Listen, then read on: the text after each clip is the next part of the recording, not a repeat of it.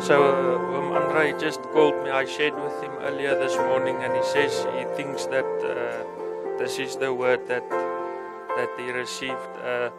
So what I just said to him, Andre, this morning as I was praying early this morning, I had like a vision of a bride that was about to go in for a wedding. But she was already clothed and had the makeup and everything was done. It was like minutes before she had to go and walk through the aisle to go and get married to her husband. And right before she went there, she cheated on her husband with another man. And it was like the Holy Spirit was showing me that that's what we are doing to Jesus, the bridegroom. We are cheating on him, and we are minutes away from our wedding with him. And then I received the scripture in Proverbs 6:32. It says, "But whoever commits adultery with a woman lacks common sense and sound judgment and an understanding of moral principles." And this is the last sentence in that verse, and this is what touched me. He who would destroy his soul does this. So it says that the people, if you commit adultery, you are destroying your soul. Only one that commits adultery, one that destroys his soul commits adultery.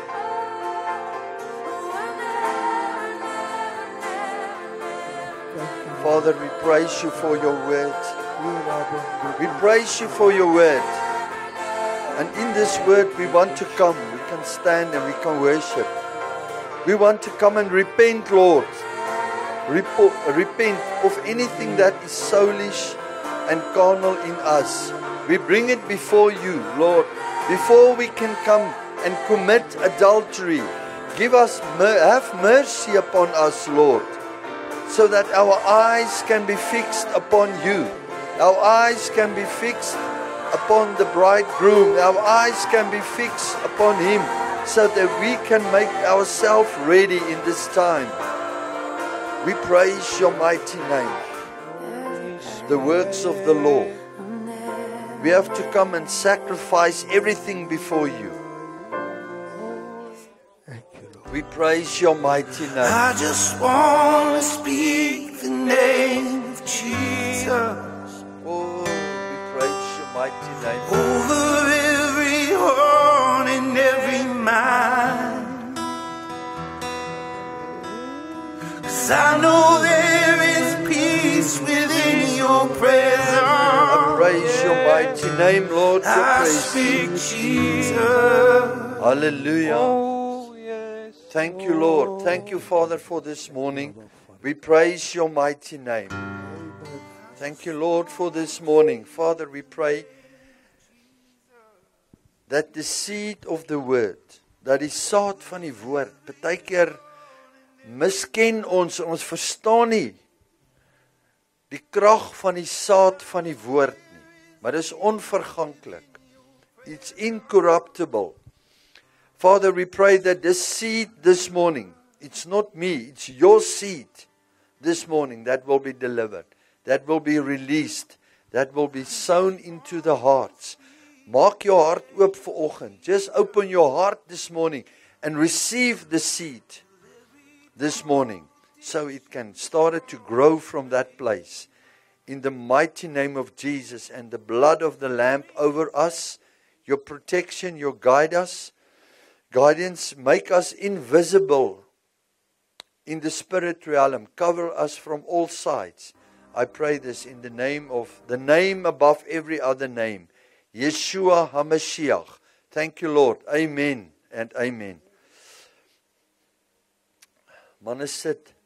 Partykeer luister ons iets en baie keer sing ons iets en dit raak, ek wil amper sê, hulle noem dit 'n retoriek. Dit raak net 'n gewoonte. Jy kom en jy sing iets.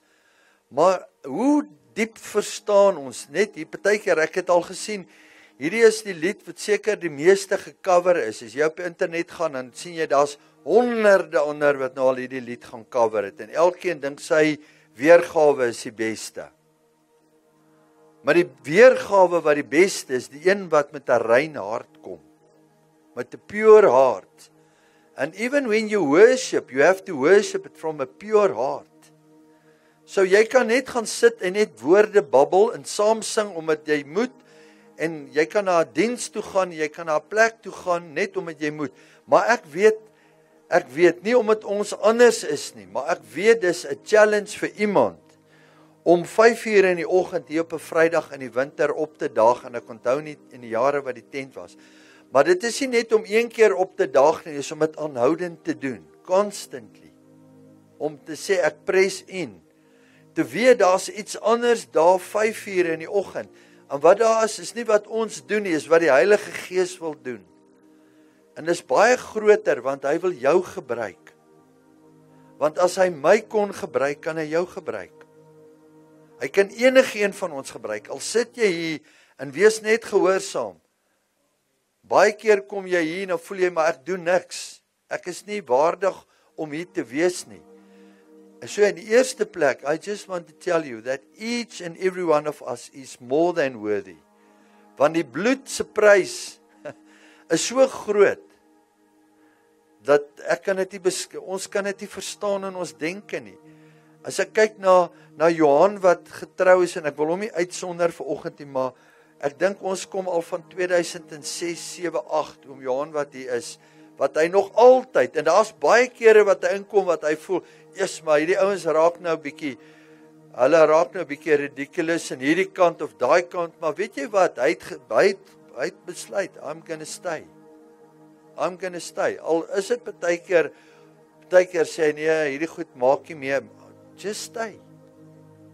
En ek sien, Vader is besig om deur jong manne, hy is besig om warriors op te rig, as ek na Pieter en James en Burger, en as ek na hulle kyk, hy is besig om warriors op te rig, maar in daai is hy, en ek meen, as ek kyk vir Leon sit vir hoe lank is hy hier, en hy's in en uit, en hy's stil, en hy praat nie, maar elke keer is daar iets wat hom hier bring, wat die Heilige Gees, wat net 'n woord kom, deponeer in sy gees. En ek sien die man, en julle weet, ek het al hoeveel keer gesê, as ek my oë op getalle moes gevestig het, dan was dit al lankal was ons deure toe gewees. Maar my oë is net op Jesus, en hoe minder ons raak, hoe meer weet ek, the Lord is busy pruning this tree. Hy's besig om hierdie boom te snoei. Want hierdie boom ek sit eerder onder 'n klein boompie wat vrug dra, as onder 'n groot boom wat verrot is, maar hy lyk of hy vrug het. Maar hoe proe daai vrug? Hoe is die vrug wat jy gaan eet? Waaraan jy eet? Hoe is die vrug wat jy afgee? Dit wil ek vir julle hierdie skrif lees wat Barend die visie wil aansluit hierby. En ek glo hierdie visie van hom is profeties. Ons weet ons is besig in die laaste dae. Manne, ek wil gou vir julle vra, kom ons toets net. Weet julle dat wat in Rusland en Oekraïne, wie weet wat daar gebeur het met die drones in die laaste 72 uur? Steek net jou hand op dat ek net kyk, alright. Meeste van julle weet. Het julle agtergekom, daai wat gebeur het daar, is glad nie op die sosiale of op die netwerk 24 of op die nuusmedia in Suid-Afrika nie. Hulle weet nie van dit, wat gebeur het nie. So, Oekraïne het ingegaan, net om vinnig te recap. Nie met groot wapens nie, hulle het soos Dawid met 'n slingervel ingegaan. Dis wat ek sien. 4000 kilometer in Rusland, met trokke wat so gekamoufleer is, dat die drones is daarin weggesteek, pre-programmed, klaar, opgestel. En dan die volgende een op sy assignment, minder as 4000 kilos in, maar die diepste een was 4000 kilos in. Ek praat van hier tot in Kenia, wat hulle ingegaan het. Stop die trok. Honderde drones in 'n trok. En dan die volgende op een slag met artificial intelligence maak hulle alles oop. Hulle laat alles oop en hulle kom uit soos hommelbye daar. En hulle val die helfte van Rusland se nuclear arsenaal word destrooi. En ek dink amper nie is daar was lewens wat verlore is nie. Maar hulle het die angel uitgehaal in 'n oomblik. En ek het altyd gesê, as jy nou Zelensky is 'n Hollywood clown. Maar ek dink nie as hy weet wat daar gebeur nie, want Trump het nog gedink die een oomblik, hy gaan vrede bring en die volgende slag weet nie. So ek sal nie verbaas wees, en ek sê hierdie net, en dis hoekom ek sal nie verbaas wees, as hierdie deel is van 'n Mossad aanval wat gehelp het nie, want ek weet nie of die Russe of die Ukrainians intelligent genoeg is om so iets te kan. Dis net die Israelies wat so iets kan doen. Dis net hulle wat op daai vlak van intelligensie, maar wat baat dit hulle? Enige iets teen Rusland baat hulle. Want ons weet wat staan in die woord. So ek wil daarmee net eers afsluit. Ek sien gisteraand is Beirut aangeval. Baie is aangeval deur Israel, die Hezbollah is aangeval. So ons sit hier vanoggend, maar ons weet nie wat daar aangaan nie. Nou 40 jaar terug sonder social media is daar oorlog gebeur het, jy het geweet, want daar was nie oorlog soos vandag nie. Jemen het gisteraand Israel probeer aanval. Israel het Beirut aangeval en Oekraïne is in Rusland in. Dis net waarvan ons weet. So dit gebeur. And the times are here, we are living in these times. Soos, sit vir ons daai, ek wil hê ons moet 10 minute kyk, en wat Barend gesê het is dat, hy sien 'n bruid wat hier voor staan, en net voordat sy trou, pleeg sy oorspel. Nou, hierdie is 'n baie ernstige woord. Want die bruid is die liggaam, kom uit die liggaam van Christus. And that is the church, the body of Christ. That is the ecclesia. So net voordat sy trou, so dit beteken in die laaste dae, sê die woord, baie sal afvallig word van die geloof. Nou hierdie laat my dink aan baie in die laaste dae, nie in die begin van tyd, in die laaste dae, baie sal afvallig word. En dan die woord wat hy gekry het, sê in Proverbs 6, but who committeth adultery with a woman lacketh understanding. So daar's 'n gees van onderskeiding, a spirit of understanding, and he that do it destroy his own soul. So ek gaan hierdie opsit, dis 10 minute, die wat dit nog nie gesien het nie. Ek het dit Woensdag gewys en hierdie is nou 'n week of 2 release, maar ek het hierdie van hierdie dokter Michael, ek dink is Egnor, het ek ontvang. Hy's 'n neurosurgeon. Ek moet net vinnig sy agtergrond gee. Hy's 'n neurochirurg wat 'n ateïs was. En toe het hy 4 kinders. Sy 4de seun is gebore autisties. En hy verstaan autisme. En hy sê, hy kan nie sien, hoe kan sy seun soos 'n meubelstuk in 'n verhouding met hom wees nie, want dit is eintlik wat hy probeer beskryf. Dis autisme. Hy gaan nooit 'n lewende verhouding met hom hê nie. In dit sê hy, hoe gaan hy sy seun kan lief hê? Nou, as 'n ateïs kom en sê, hoe kan hy lief hê? Wat verstaan hy van liefde af? En een aand, na een van sy vele operasies gewoonlik so 8 ure, stap hy, en in die gange van die hospitaal wat hy stap, is daar 'n bordjie wat staan chapel, en hy besluit om in te gaan daar. Hy gaan in die chapel in, en hy vra, if there is a God, will you answer me about the autism of my son? Why is my son autistic? And he said, a voice came and spoke to me and said to me, because you are autistic to me. En hy val op sy knieë neer en hy begin ween. Hy sê, net weke daarna is hy gedoop en Jesus Christus aangeneem in sy lewe. En he's doing ek het nog nooit van dit gehoor nie. He's doing awaken brain surgeries. Terwyl jy wakker is, doen hulle breinoperasies op jou. En hy het dit by 'n ander dokter gesien wat 1000 awaken brain surgeries gedoen het, wat eintlik die inventor was van hierdie. En terwyl hulle dit doen, dan druk hulle prikkel hulle goed op jou brein en dan kyk hulle hoe reageer jy en dan kyk hulle waarop reageer die brein, waarop nie. Nou hierdie deel, ek gaan die laaste 10 minute speel, ek sal hom op die groep sit, julle kan dit kyk. Hierdie is 'n moed om te kyk. Ek gaan die laaste paar 7-8 minute opsit om vir jou te wys, is die mind, your mind. Die woord sê, hy praat in Psalm 8, hy praat van, I'm mindful of him. Nou, wat hy vra is die mind 'n orgaan in jou brein, of is dit nie 'n orgaan in jou brein nie? Alright, jy kan opsit, dankie Wilbert. So is the brain the organ of the mind? Seem like a crazy question, but it's not crazy at all. Because our capacity for reason, our capacity for free will, can't be evoked from the brain. But we certainly have this capacity.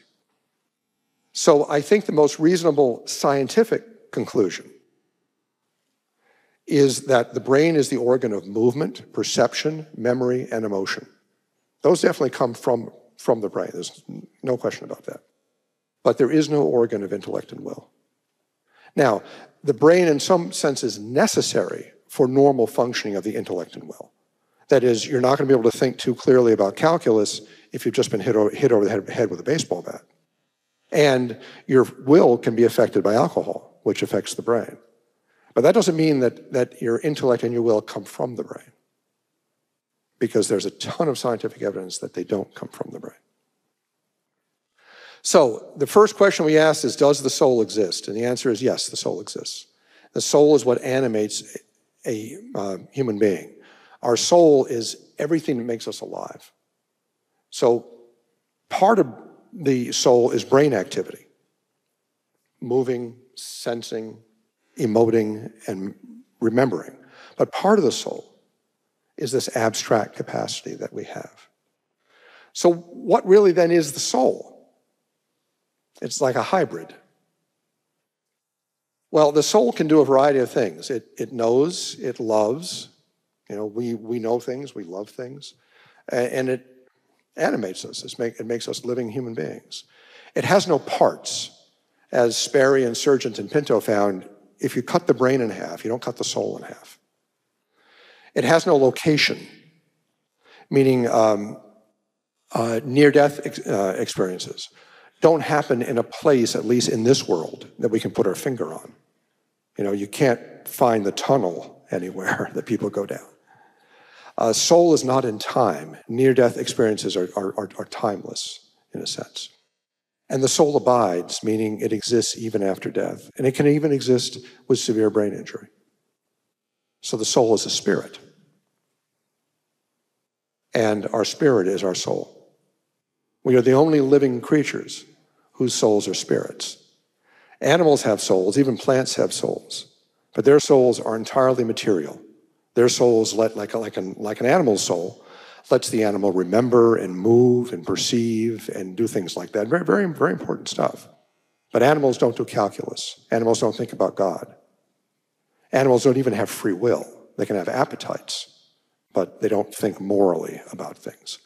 So we are the only living creature that has a spiritual soul. And again, while the one can make a very strong theological argument about the truth of this, and even a philosophical argument, you can make an equally strong neuroscientific argument. And since truth is unitary, the arguments, if they're true, all have to line up. And in fact, they do line up. We are a paradigm of all creation, meaning we're a mixture of spirit and matter. We have one foot in matter, our body, our movement, sensation, memory, and emotion, and one foot in spirit, intellect and free will.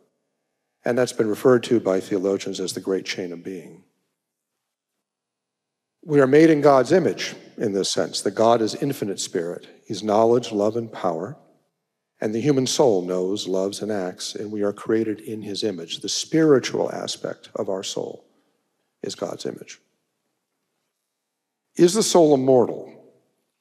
One could at least think that, okay, well, all right, so we have souls, so it's a spirit, but when our body dies, the spirit blinks out, goes away.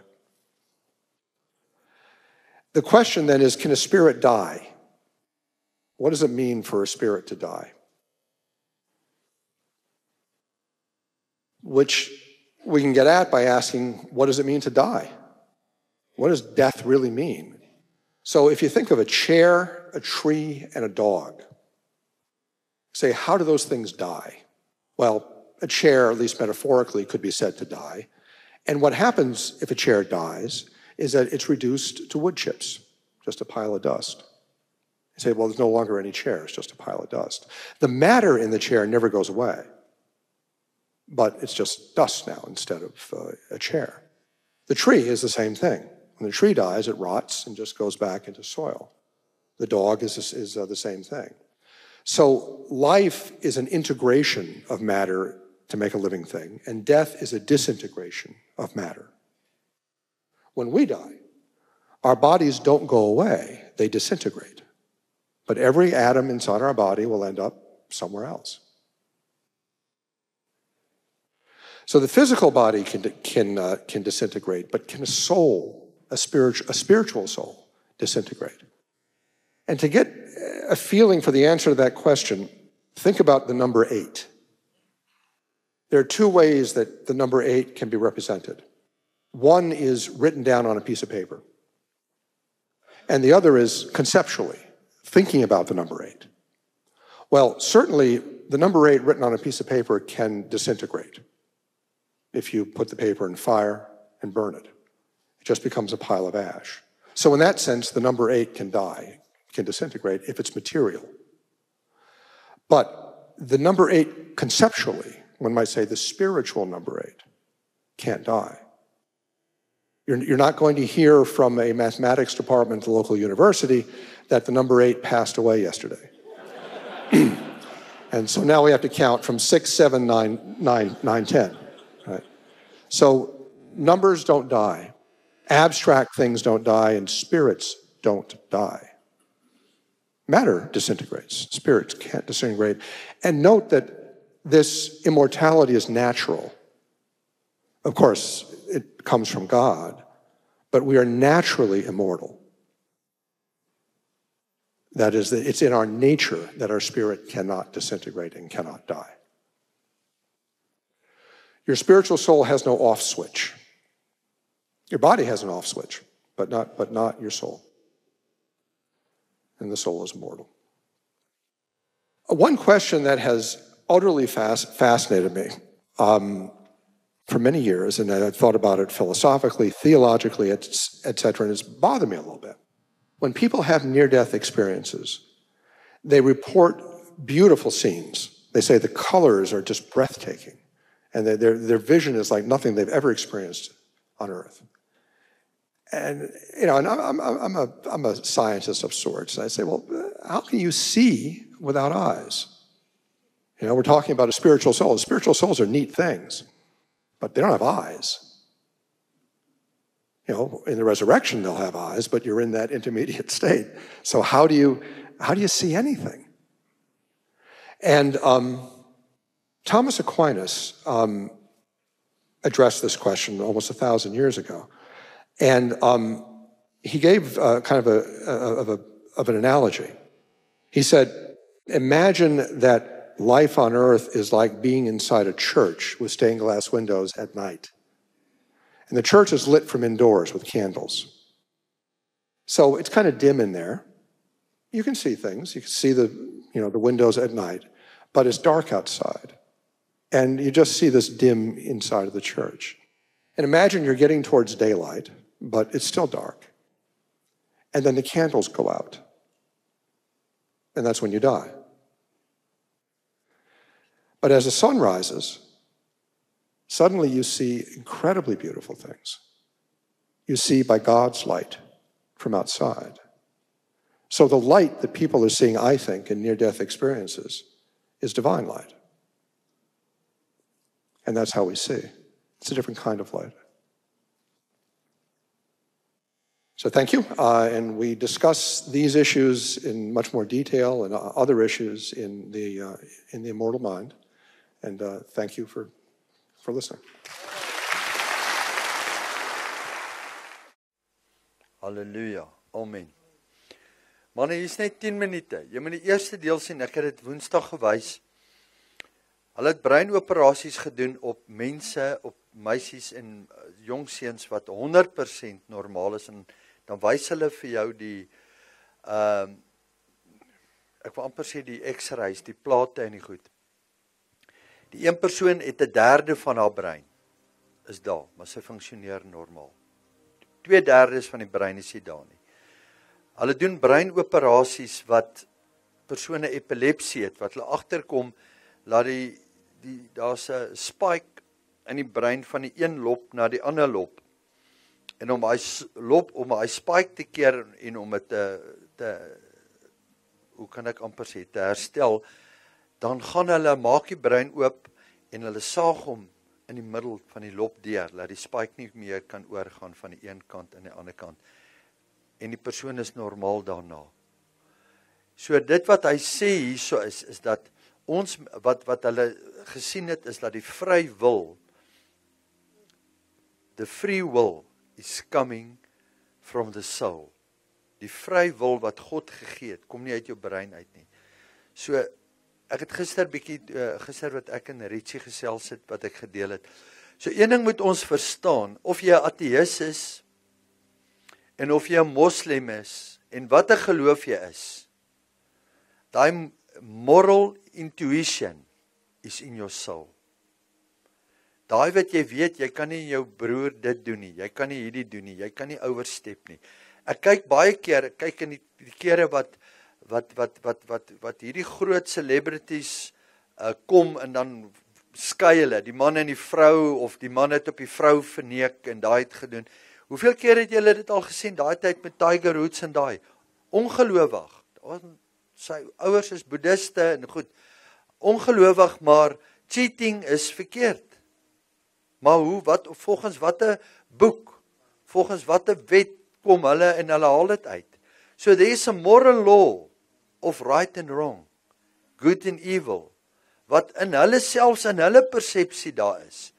Daar's 'n morele wet van love, wat in hierdie dokter se siel was, voordat hy tot bekering gekom het. Al wat gebeur het, die saad van die woord, by wedergeboorte van Jesus Christus, het hom verander. Want wat het gebeur? Doen hy nog operasies? Ja, maar in dit, wat doen hy nog? Hy het sy calling ontdek. Sien julle, hy het sy roeping ontdek. Voordat hy tot bekering gekom het, het hy nie aanbiedinge gedoen nie. Nou bereik hy miljoene. Hoeveel ongeredde mense kan net op sosiale media tot bekering kom na hierdie boodskap te luister? Hierdie is so diep om te besef, en die ander deel wat ek vir julle wil sê uit dit wat ek gesien het is, hulle vat van 'n near-death experience. Die dame se naam is Barbara Reynolds. Julle kan dit haar testimonie gaan luister. Sy was in 'n operasie, sy het 'n aneurisme gehad, het haar brein oopgemaak en vir 30 minute het haar hart gaan staan. Hulle het haar gevries, haar liggaam in temperatuur om die aneurisme, dis deel van die operasie, om die aneurisme kleiner te maak of laat die bloed kan vloei. Dan vries hulle hom, en haar liggaam was in daai freezing state gewees, en haar gees-siel het bo die teater gesweef. Terwyl hy gesweef het, het sy geweet hoeveel mense opereer en na. Sy het die dokters geïdentifiseer. Sy het gesien daar's 'n jong dame in wat ook 'n neuroloog is wat bystaan in die operasie. Sy het geweet wat praat hulle in die operasie, en sy het na die tyd toe sy uitgekom het sy tot vir hulle gesê, ek weet die musiek wat julle gespeel het was Hotel California gewees. So dit wys net vir jou, hierdie near-death experiences wys net vir ons, ons gaan vir ewig leef. En al hoekom ek hierdie sê, nie laat ons dit nie weet nie, maar omdat ek hom vasmaak in jou gees vanoggend. Om dit vas te maak, om vir jou te sê, eternity is more real than the world that we are living in right now. Hierdie is net die brug. Hierdie is die donker deel wat hy dokter nou beskryf het, waar ons is, waaroor ons moet gaan, voordat jy die werklike lig kan sien. En daai lig is Jesus Christus. As ek met julle iets kan deel, wat ek jare terug gesien het, en God kom en hy skep, in die begin het God die hemel en die aarde geskep, en deel van sy skepping gaan hy, en hy skep die, in Genesis 1 vers 11, kom ons lees daar, hy sê, and God said, let the earth bring forth grass, and the herb yielding seed, and the fruit tree yielding fruit, after his own kind, whose seed is in itself, upon the earth, and it was so. Jy sien, daar is 'n saad, en 'n DNA in elke saad wat daar is, wat God geskep het, wat niemand kan verander nie. Ek weet, as ons kyk na hierdie koringkorrels, lê nou al vir 'n paar jaar hier. En as jy hierdie koringkorreltjie oopbreek, kan jy nie sê en sien waar lê die DNA of waar lê die oorsprong nie. Maar hierdie koring bly in hierdie plastiese sakkie. Hy het nie ewe skielik begin ontkiem en begin groei, en daar het nou iets begin groei uit hom uit, en nou die sakkie geskeur, en hier is op die ou end van die dag, is hier koringhalms hier nie. Want jy sien, om van daai na hierdie te gaan, moet daai een eers gaan sterf. Hy moet eers gaan sterf. Want die oomblik as jy hierdie een gaan plant, en in die grond, en jy gee hom water, en jy gee hom Heilige Gees, jy gee hom water, dan weet jy, elke boer wat plant, gaan nie koring plant en dink, ek hoop nie daar kom mielies op hierdie jaar nie. Hy weet wat gaan opkom. En dan, hierdie vat ons terug, na John 3. And Jesus answered, said to him, verily I say unto you, except a man be born again, he cannot see the kingdom. And verse 5, I said to you, except a man born of water and spirit. Kyk wat sê, water and spirit. He cannot enter the kingdom of God. Which is born of flesh is flesh, and which is born of spirit is spirit. Hy sê, as jy in die vleeslike gebore is, dan is jy in die vlees gebore. Maar jy moet van bo af gebore word. So daar moet in jou siel en in jou gees, en die volgende wat ek vir julle wys, en baie kan daaroor redeneer. Ek kan net vir julle wys wat in die woord sê, 1 Tessalonisense 5:23, sê vir jou duidelik. And the very God of peace sanctify you wholly, and I pray, God, that your whole spirit, soul and body be preserved blameless before the Lord. So baie kan kom en sê, ek bestaan net uit 2 dele uit. Ek bestaan uit 'n liggaam, en ek bestaan uit 'n siel, gees uit. Maar as ek hierna lees, bestaan jy uit 3 dele. Liggaam, siel en gees. Want Hebreërs 4 vers 12 sê vir ons, Hebrews 4:12. Hy sê die woord, the word of God is quick, it's powerful, sharper than a double-edged sword, piercing even and dividing asunder the soul and the spirit, penetrating, and let's say, separation of soul and spirit. So as ek hierdie lees, sien ek, die soul, die gees en die siel is geskei. So ons moet, dis hierdie sielsdimensie, dis die een wat jou in die moeilikheid bring. Dis die een wat terug moet gaan na sy oorspronklike natuur toe. Hy moet hervorm word in die plek van die tweede Adam. Want jy sien wat gebeur het in die tuin. A man become, Ek dink is hierso. 2 vers 7. And the Lord God formed man of the dust of the ground, and he breathed into his nostrils. Daai breath of life is the neshama. So God kom sit sy saad in Adam in mankind. Dis die God saad in hom wat hy in hom kom inset, and hy sê breathe in him, and the man become a living soul. So hierdie wat ek vir julle vra nou vanoggend is miskien meer as vleis. My vraag is die volgende: hoe was Adam hoe was sy liggaam gewees? Het hy 'n fisiese liggaam gehad? Of het hy 'n geesliggaam gehad terwyl hy daar was? En hieroor kan ons gaan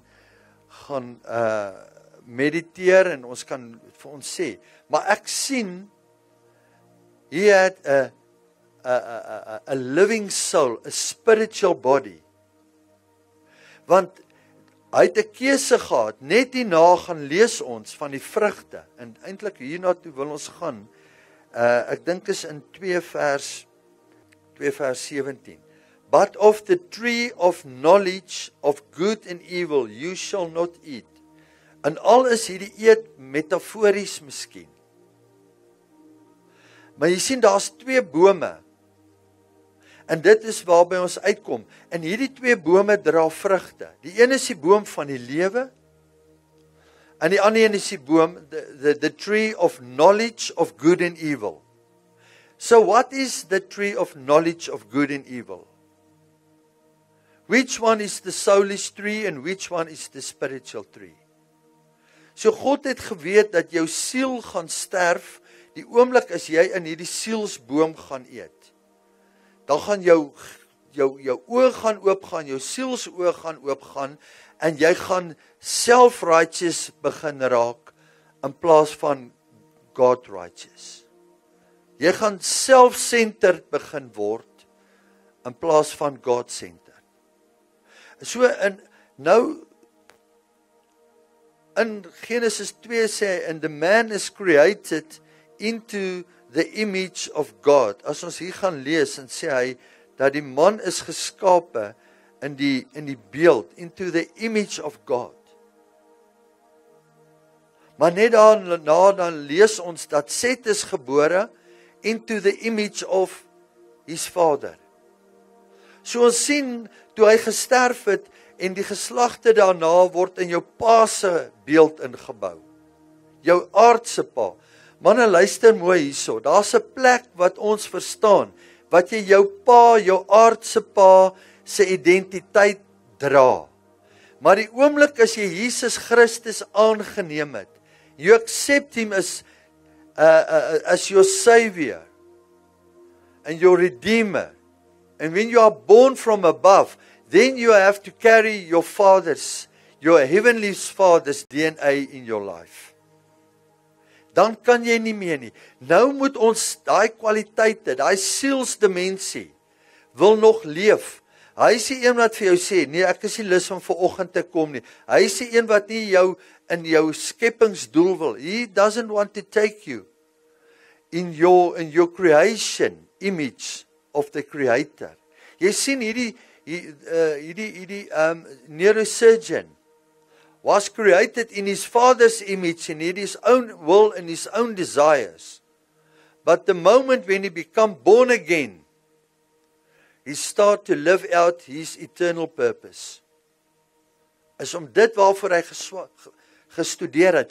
So many times the Lord is using us in our natural abilities, in jou plek waar jy gewerk het, om jou calling en jou skepping te begin uitleef. Hy vat jou in jou natuurlike aanleg en hy pas dit toe. Ek het 40 jaar terug, in 1985, 40 jaar terug, het ek op Bloemspruit in hierdie Julie maand, het ek in die aande wag gestaan. 12 uur die aand, tot 6 uur die oggend. Ek was in die diensplig, ek was 'n hondehanteerder, ek was 'n watchman gewees. So the Lord has used that training.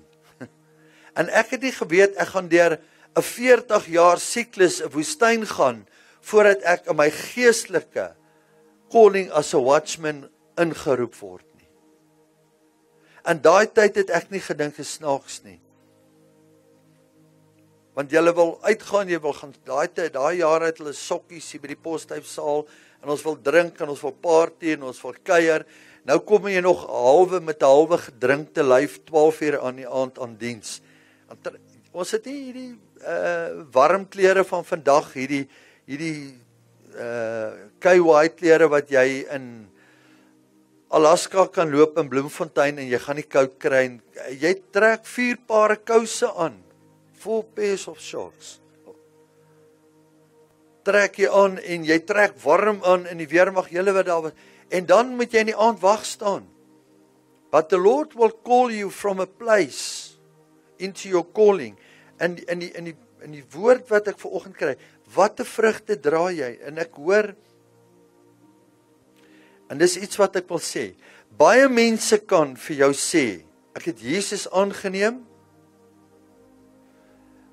ek het hom bely 20, 30 of 50 jaar terug, of ek het hom aangeneem 5 jaar terug. It's not about what happened then, it's about are you carrying fruit worthy of the repentance.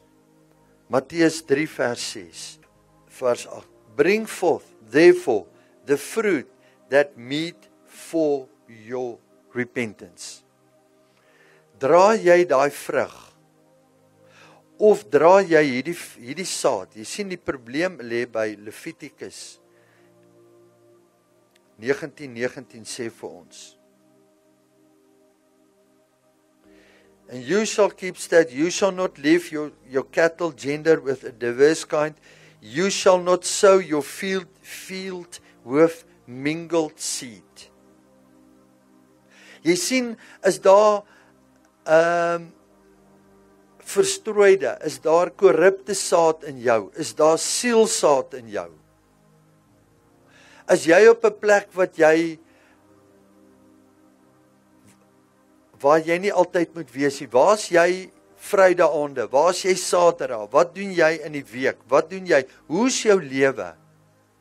En daai vraag kan ek nie vra, en hierdie vraag wat ek vra is only because of one thing, because if you love the Lord your God, with your whole heart, mind, soul, en alles wat in jou wese is, dan gaan jy nie wil doen iets wat hom teleurstel nie. You will not disappoint him. Nie oor wat ek sê vanoggend nie. I just trust that the Holy Spirit will come and bring the word this morning. Ek vertrou net die Gees gaan die woord bring. Ek wil niks wees. I only want to be the messenger. Ek wil net die saad kom loslaat in julle harte vanoggend. Because this is about eternity. Want jy sien die dag toe ek in 92 Jesus aangeneem het ek geweet, en ek is wedergebore, en my hart is besny. Ek het nie op en af gespring, maar my hart is so besny, ek wou nie meer met die dinge van die wêreld iets te doen gehad het nie. A repentance beteken to turn away. So dit wat evil is, moet jy begin haat. You have to hate evil. And you have to love what is good. Sodat die genade van Jesus Christus, ons leef in tye wat ons, in 92 het ek eindtye begin doen 'n reeks, en ons het nie naastenby geleef van die tye, wat ons hierdie goed ons het nie die funksie van multimedia en die funksie van social media, ons het nie naastenby die goed gehad, wat jy in 'n oomblik weet wat in die wêreld gebeur. Nou het ek gedink, die oomblik as die wêreld gaan begin sien hierdie goed gebeur, dan gaan daar 'n skuif gebeur in die body of Christ, en die ouens gaan begin draai, en hulle gaan sien, maar ons is in die laaste dae in. Nee, dit gebeur nou minder.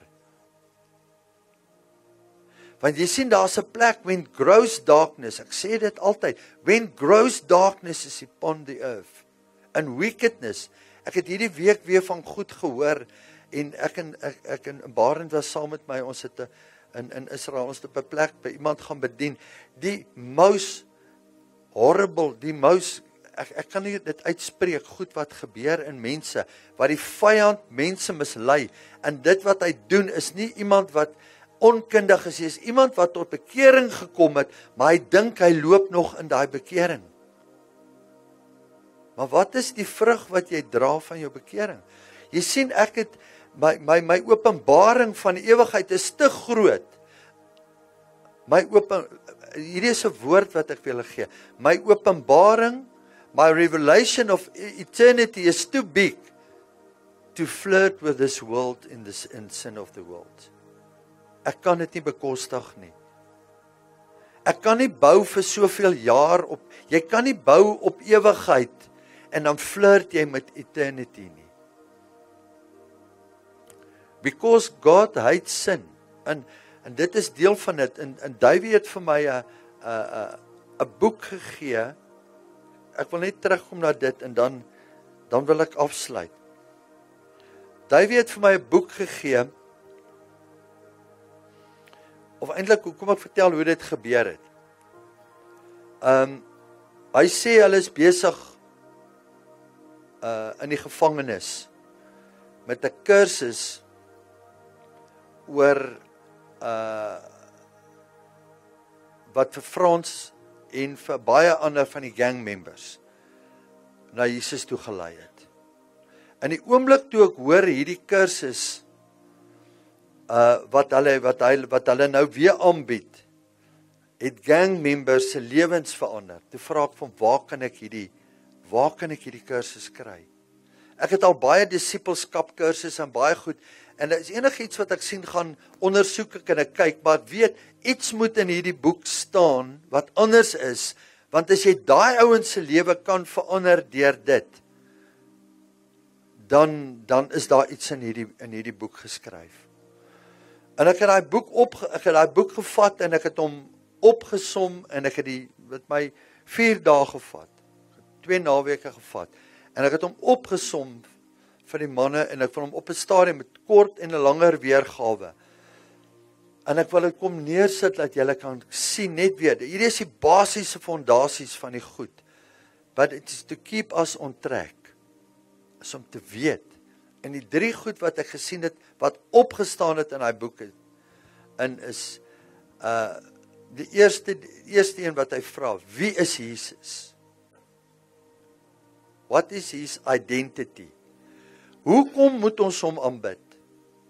Die tweede deel wat hulle vra is, what is his mission? Hoekom het hy aarde toe gekom? En die derde deel is, wat was his call? Hoekom het hy gekom? Wat was sy calling gewees? En as ons in daai goed ingaan en ons weet werklik wie hy is, hoekom hy aarde toe gekom het, hoekom hy jou geroep het. En hy het my en jou geroep to be co-workers in his kingdom. En 'n co-worker beteken, jy is 'n erfgenaam, en as jy erfgenaam is, beteken, jy moet werk in jou pa se besigheid. Dis presies wat hierdie dokter besig is om te doen.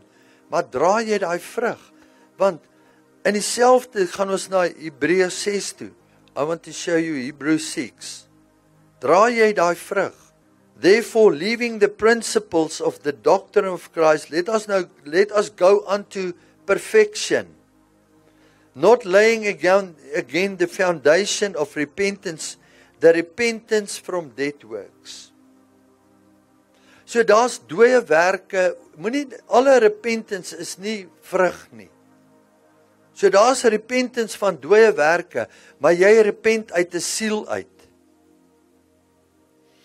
Nie alle wedergeboortes is uit die gees uit nie. Ek wil nou vanoggend iets sê wat ek vir jare nie besef het nie. Nie almal wat gebore is uit die gees gebore nie. Daar is wedergeboortes wat uit die vlees gebore is, wat daar 'n vals Jesus gekom het, en jy die experience gehad van wedergeboorte, but there was not true remorse and repentance. Want jy moet uit die derde hemel uitgebore word. En dit klink snaaks, maar onthou net een ding, die vyand kom doen hom voor as wie? The angel of light. Hy kom as 'n engel van die lig. En iemand lei jou na Jesus toe, maar jy voel emosioneel, maar jy voel nog nie werklik met jou. Jy sien die bekering, die ware bekering is, nee, jy moet glo, is die geloof, nee. You have to believe with your heart and confess with your mouth. So jou hart moet besny word. Jy moet 'n nuwe hart kry. En as jy 'n nuwe hart kry, dan gaan ons terug na hierdie lied toe en ons gaan nou afsluit met hom. And I will speak Jesus. Al is jy in plekke tussen jou pelle wat dit ongemaklik is, dis daar wanneer jy ouens gaan sien, kan jy werklik my naam bely. Selfs al gaan hulle vir jou sê, bly stil, ons het jou nie verder hier nodig nie. Dan weet jy, hierdie is vrugte wat aan die bekering vrug dra. Is when you can speak his name in the midst of people that you know that will come, en hulle gaan jou verwerp daar. They will throw you out. Tussen jou maats. Dis maklik om dit, gaan doen dit tussen jou maats, gaan doen dit op plekke daar. Gaan konfronteer gaan konfronteer die duisternis daar op 'n plek. En vra vir dit, waarmee is dit besig? En dan sien jy hoe word jy aangevat daar. Maar net daar's 'n plek wat ons moet weet. En ek dink ons almal is op daai bladsy. Daar's een naam bo elke naam. En daar's 'n plek en ons kan baie aangaan. Ek het soveel skrifte gehad, maar ek kom nie naby dit uit nie. Maar ek dink ek wil net by die kern uitkom. Ek wil by die kern uitkom. Is sy naam in my hart? Vader, en ek bid dat elke man, elke boeta hierso, dat hierdie naam bo elke naam, die naam wat die hoogste prys betaal het, dat hierdie naam gegraveer is in elkeen van ons wat hier is se harte. Maar so diep gegraveer is dat hy ons nie gaan los soos wat ons is nie. En as u hierdie dokter Michael Enfield, as u hom kan verander op sy hoë ouderdom. Daar is nie 'n ouderdom in die gees nie. There is no limitation in the spirit. There is no time in the spirit. So ons is geroep vir hierdie tyd en hierdie uur waarvoor hy ons in hierdie stad Bloemfontein geroep het. En ons wil u naam kom groot maak van hierdie altaar af. En ons wil u naam kan kom verklaar, die naam bo elke naam. Yeshua HaMashiach, Jesus Christ, Lord and Messiah. Thank you. Hallelujah. Dankie Wilbur se harde.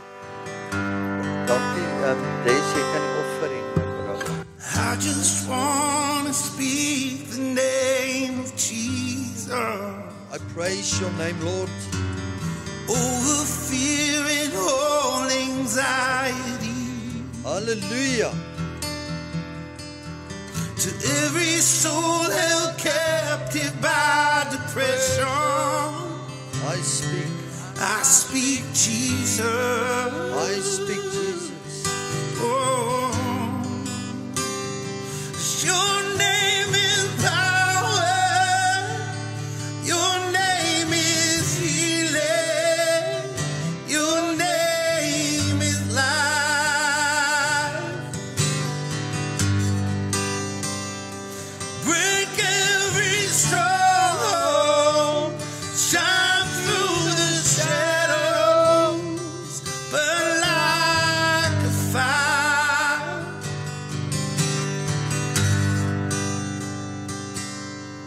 Shout Jesus from the mountains, Jesus in the streets, Jesus in the darkness over every enemy, Jesus for my family, I speak the holy name. Lord, help us to be radical.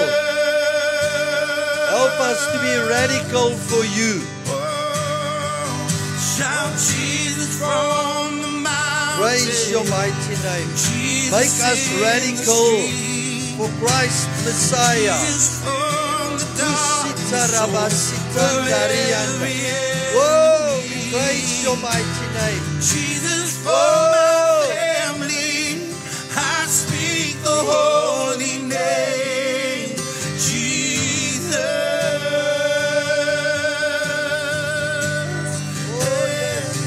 Your name is power. Your name is healing.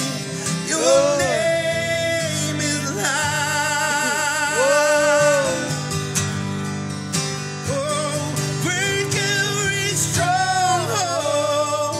Shine through the shadows. Burn like fire. Praise to your mighty name. I just want to speak the name of Jesus Sorabasi. over every heart and every Roba mind. Sarabatsa. Riban. 'Cause I know there is peace within your presence. I speak Jesus.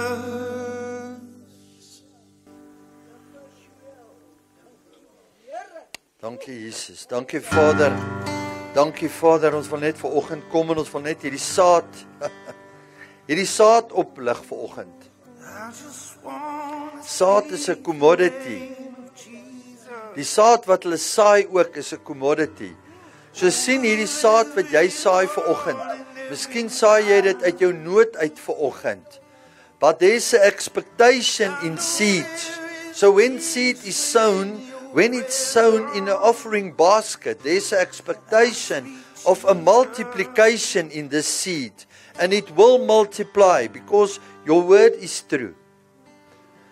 So Father, we want to come and bless the seed this morning with a Melchizedek blessing over it.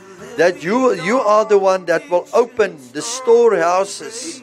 Like in the time of Joseph, we are again in the times that we are living, the time of Joseph, where the storehouses will be opened, and then we can step and walk into that place. In the mighty name of Jesus Christ, I praise your mighty name. Thank you, Lord, for this. Amen. Amen. Thank you, Lord, for the priestly blessing to be released this morning. Yevarecha Adonai Vishmerecha. Yaer Adonai Panavelecha Viucheneka. Yesa Adonai Panavelecha Yevasim Lecha Shalom. The Lord bless you and keep you. The Lord make his face shine upon you, be gracious to you. The Lord make his lift up his countenance to you and give you his shalom. Shalom. Amen. Amen. Man, ek wil net vir julle vir interessantheid sê, die wat gaan kan gaan. Net so voor COVID, die 2019 het ek het 'n boek gekoop oor wat met die wêreldgeldstelsel, what's happening with the world money. And the book's name is the Roots of the Federal Reserve from the Times of Noah. And the book was written by a psychologist with the name Dr. Laura Sanger. And she's also doing intercession prayers. But what fascinates me, she will go into a nation or a city and then she do reconnaissance prayer. Dis soos rekkie. Die woord reconnaissance kom van rekkie af. And then she's mapping out in a city. And for many years I thought about this. Yes, Lord, I wish I could have in Bloemfontein to come and teach us about reconnaissance prayer and intercession. So 2 months ago, one of the managers just came to me and she said, there's an email for me for House of Bread. I started to read it, and now there's an invitation, and they ask if Dr. Laura Sanger can come to House of Bread. So she's coming now from the 17th of August for 4 days to Bloemfontein and Bothaville. So those of you who are interested, because we only invite people, and people that we are walking in a relationship, and people outside Bloemfontein, like Royas and Guillaume. So it's not open for the public. It's upon invitation, and it's training. Yeah, it's like training. It's military training to do prayer in your house, your suburb, surrounding areas, but to give you a deeper understanding of intercession, prayer and repentance. Ja. So dankie, ek is opgewonde oor dit, en dan vat ons dit van daar af. Be blessed. Geniet julle self.